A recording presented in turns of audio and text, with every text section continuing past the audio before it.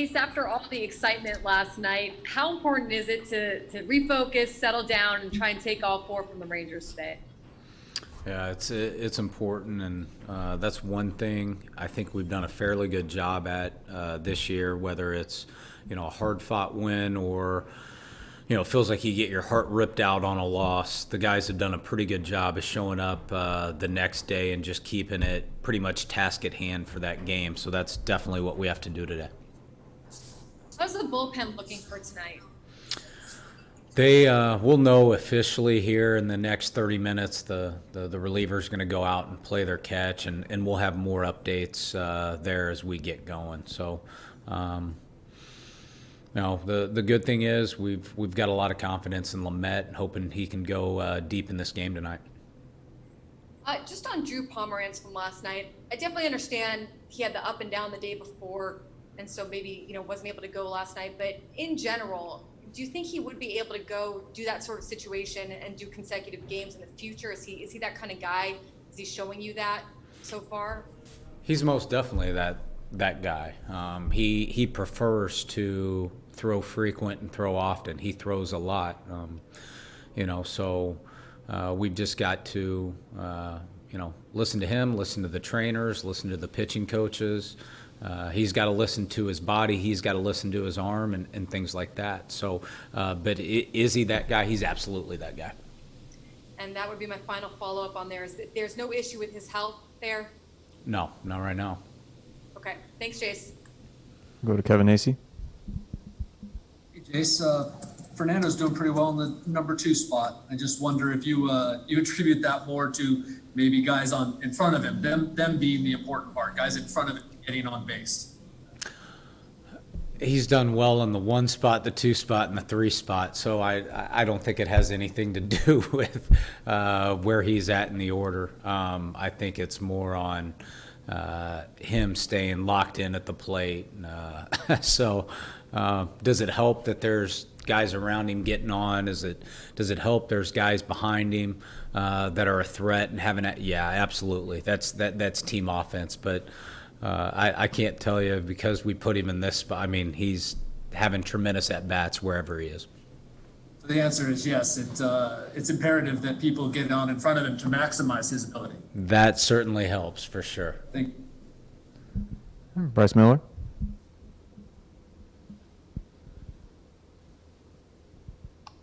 Sorry, had a little computer problem. Jayce, as you look at the last week or so, there were a lot of things that could have caused a team to unravel, especially with the pressure of a short season and the increased value of every win and every loss.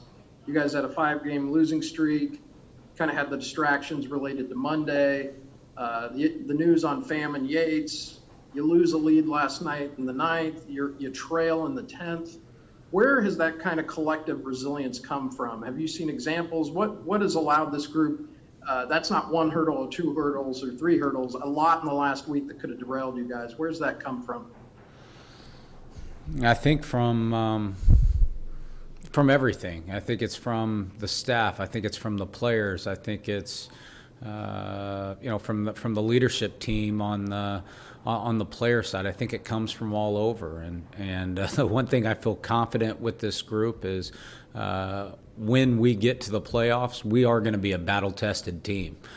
We've handled and are going to continue to handle adversity.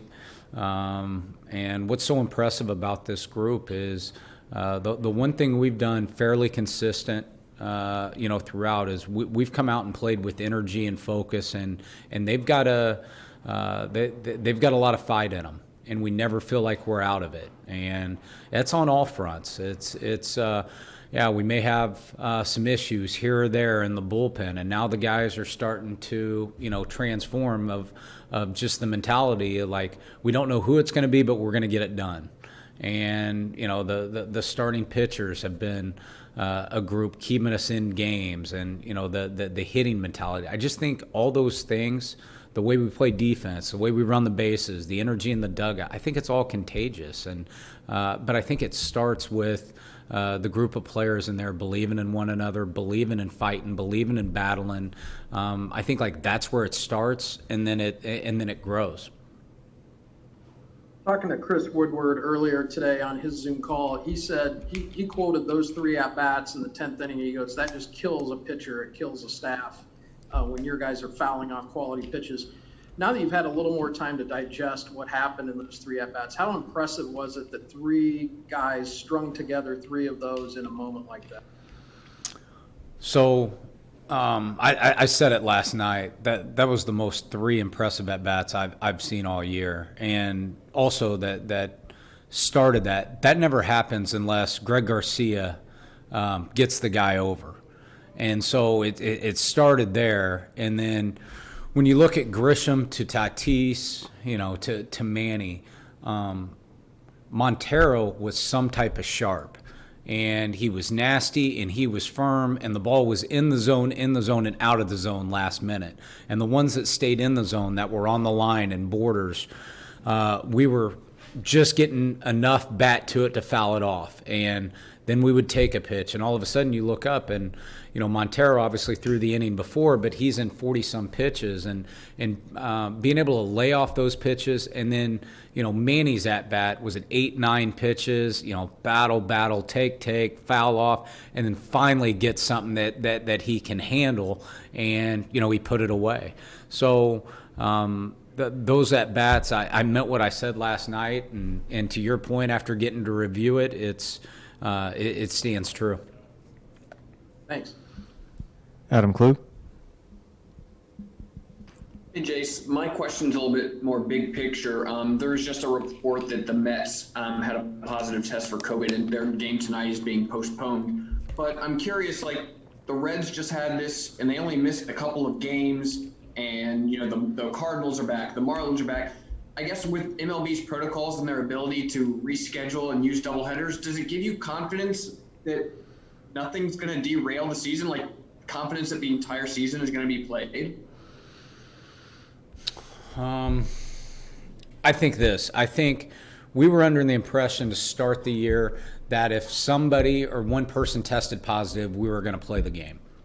I think it seems like Major League Baseball has adjusted or learned or adapted to understanding that maybe it's best we stop it and kind of shut down for a couple days just to make sure it doesn't go to 3 to 10 to 15 guys, et cetera. So it's adjusted, and I think that we're all learning. We're all learning about this virus, and you're hoping that with these protocols and what they're doing, that we have a lot of confidence. We don't want to think too far down the line. We really don't.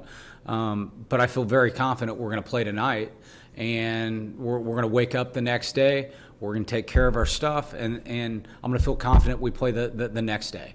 And that's really as far down the line as we get with it, because I think it's important to stay in the present.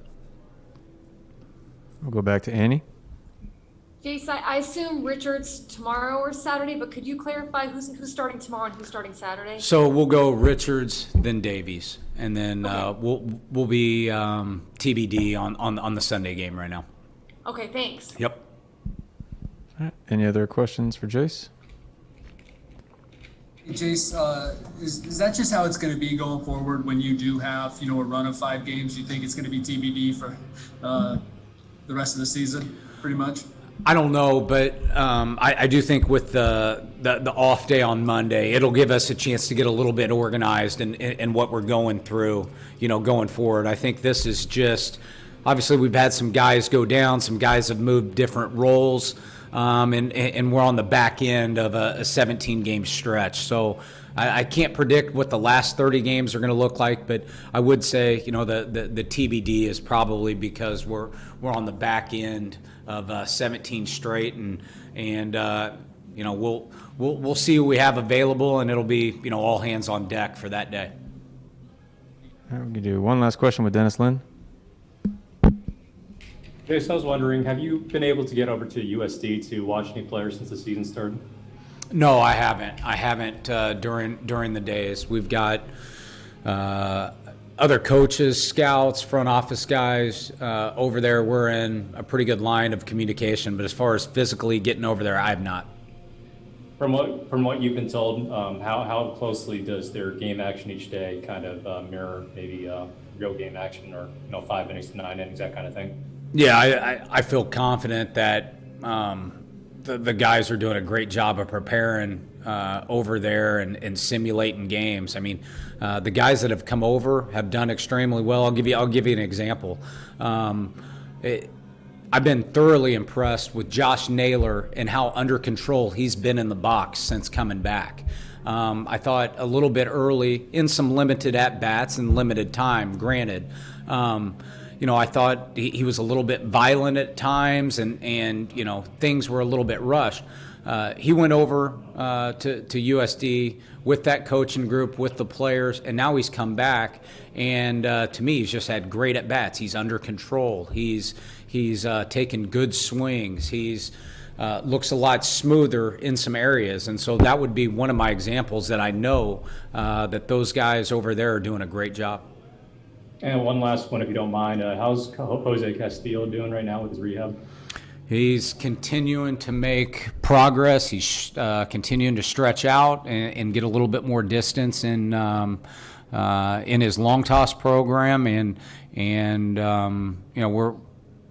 I said it before, cautiously optimistic, but he is making progress, and we feel really good about it.